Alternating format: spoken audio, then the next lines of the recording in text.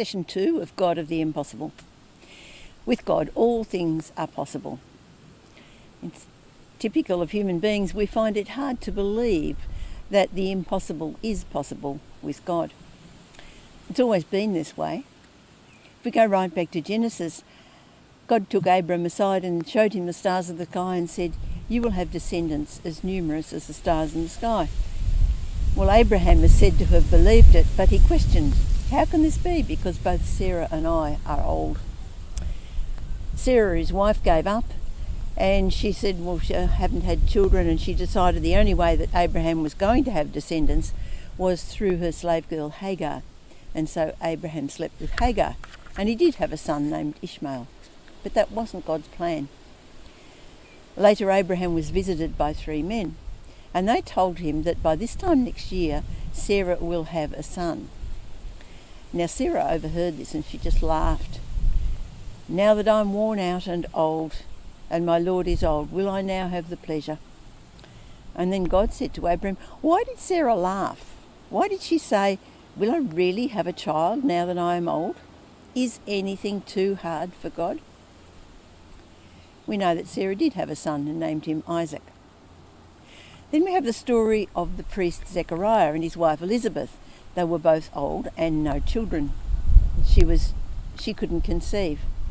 But Zechariah was visited by an angel and told that he would have a son. Elizabeth would bear a son. And Zechariah questioned it. Well, how can it be? We're both old. Because of his doubt, he was unable to speak until the child was born, and of course the child was John the Baptist. Then we have the story of the angel Gabriel coming to Mary and telling her that she would have a son. And again Mary said, well, how's this possible? I've never slept with a man. And so the angel said to her, well, the Holy Spirit will form the child within you. And if you want proof of the power of God, go visit your cousin or relative, whatever she was, Elizabeth. She's said to be childless, but now is 6 months pregnant. And he says, for no word from God will ever fail.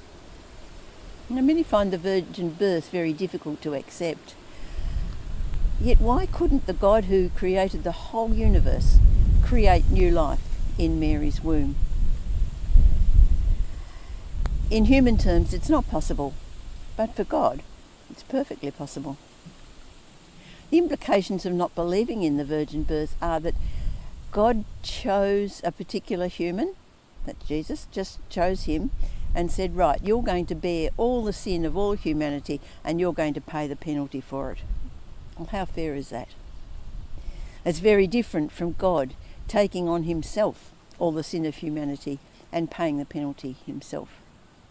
Nothing is impossible with God, and we need to stretch our minds to believe that all things are possible in him.